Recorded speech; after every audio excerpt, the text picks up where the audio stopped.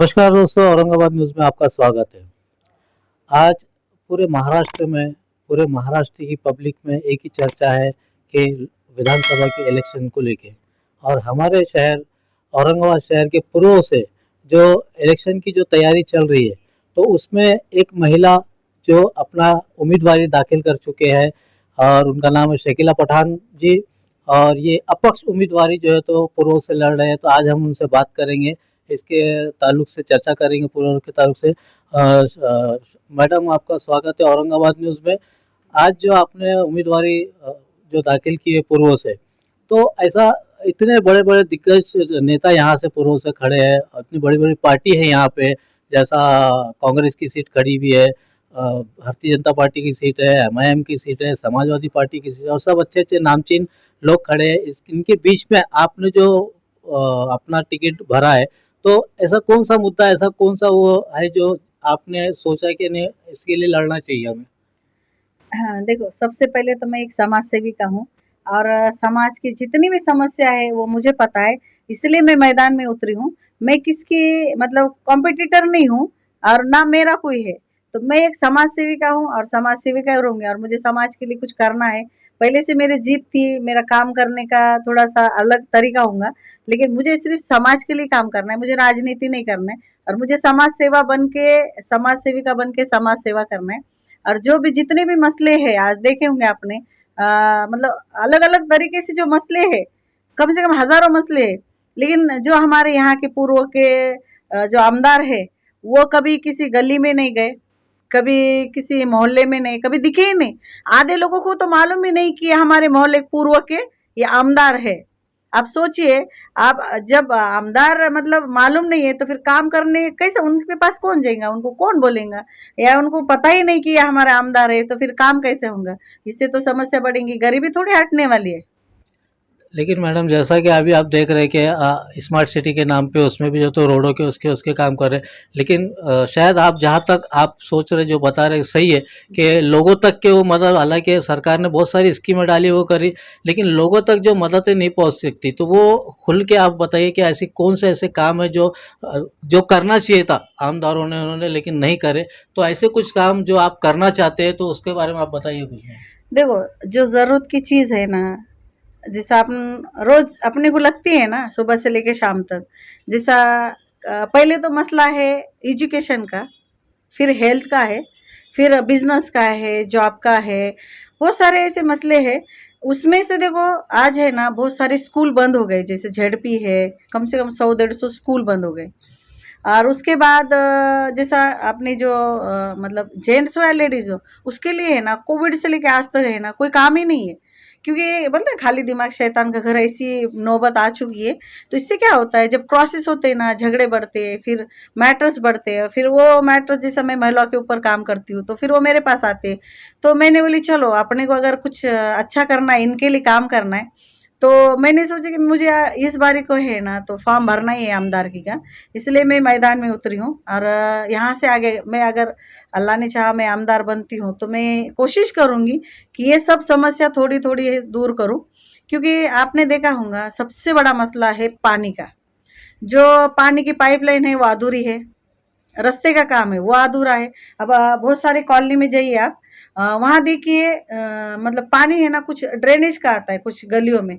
तो वो क्या है, जब तुम है ना आज जैसा ईद है, दिवाली की ईद है, और ये जो बोलते हैं ना कि हम हिंदू है, कि ये ढोल पीटते ना बड़े बड़े, तो आज दिवाली का इतना बड़ा त्योहार है इनका, और इनके ही इलाके में पानी नहीं है। इनके इलाके में इतनी बड़ी चाहे ईद हो या दिवाली हो, जब ये समस्या दूर नहीं कर सकते तो बताओ ये आमदार किस काम के हैं। जब रास्ते नहीं बना सकते, ये काम आपने देखा होगा कि जो अपने धरण है पैठन का, वहां से अपने को पानी आता है, तो पाइपलाइन है आज कितने दिन से है ना पेंडिंग है, वो काम तक नहीं करे इन्होंने।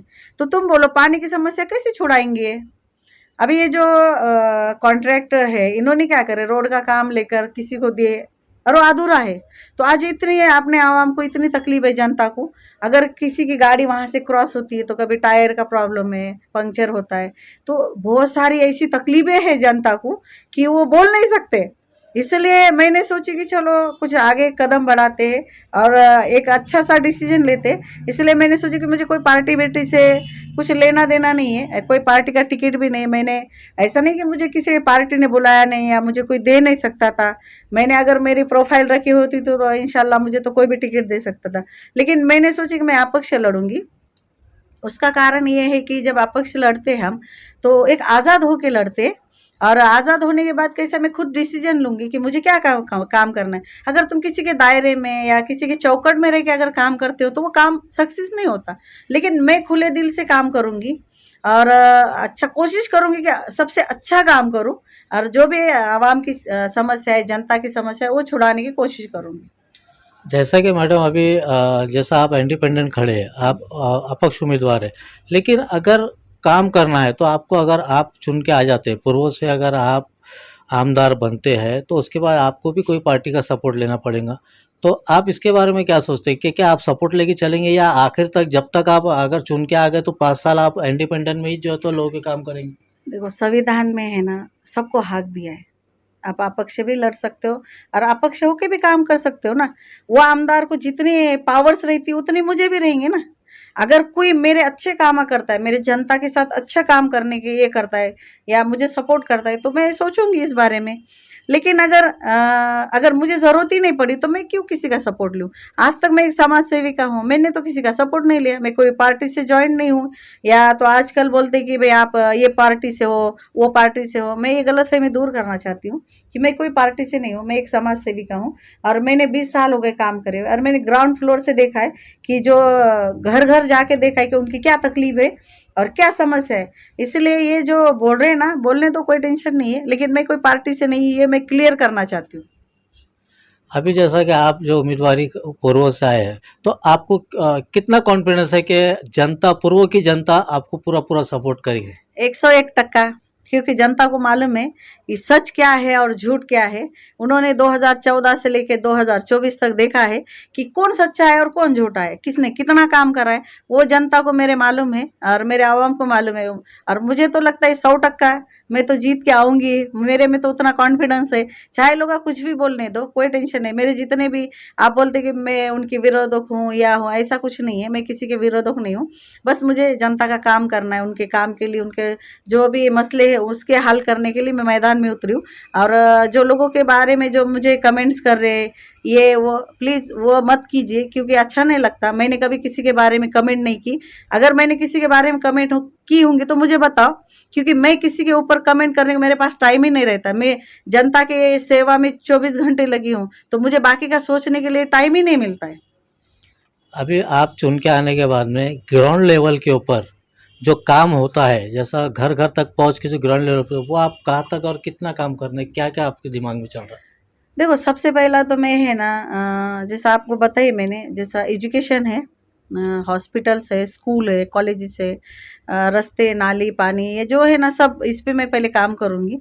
क्योंकि जो अपने को जीने के लिए चाहिए ना, रोटी है, मकान है, कपड़ा है, इस पे काम करना चाहिए। क्योंकि ये तो जी मतलब सुबह से लेकर शाम तक जो है, तो हम तो कैसा है मालूम है क्या, पास्ट और फ्यूचर में नहीं जीते, हम तो प्रेजेंट में जीते हैं ना।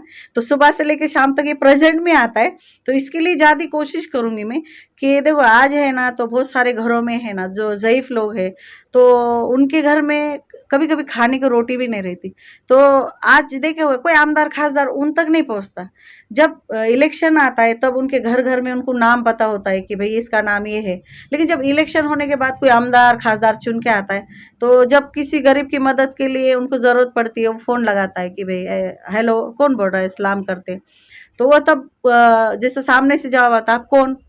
तो मुझे बताओ, जब इलेक्शन के टाइम जब जाते हो जब नाम याद रहता है, लेकिन जब चुन के आते हो फिर नाम क्यों भूल जाते हो। तो वो तो जनता के माँ बाप बनो ना आप उनको तो बेवारस छोड़ रहे हो। मतलब बोलने का मतलब क्या है कि तुमको जनता ने इसलिए चुन के दी कि उनकी कुछ मदद कर सको, उनके काम कर सको। अभी आप हम अपने पूर्वों की जनता के लिए क्या संदेश देना चाहेंगे, और आज दिवाली का दिन है, इसके बारे में आप क्या संदेश देना चाहेंगे हमारे पूरे पूर्वों की जनता के वास्ते, हिंदू, मुस्लिम, सिख, ईसाई सबके लिए? सबके लिए सबसे पहले तो सबको दिवाली की शुभकामनाएं, बहुत बहुत शुभकामनाएं। सब परिवार को, मेरे परिवार की ओर से आपके परिवार को शुभकामनाएं। क्योंकि दिवाली की या ईद हो, ये सबसे बड़ा त्यौहार होता है।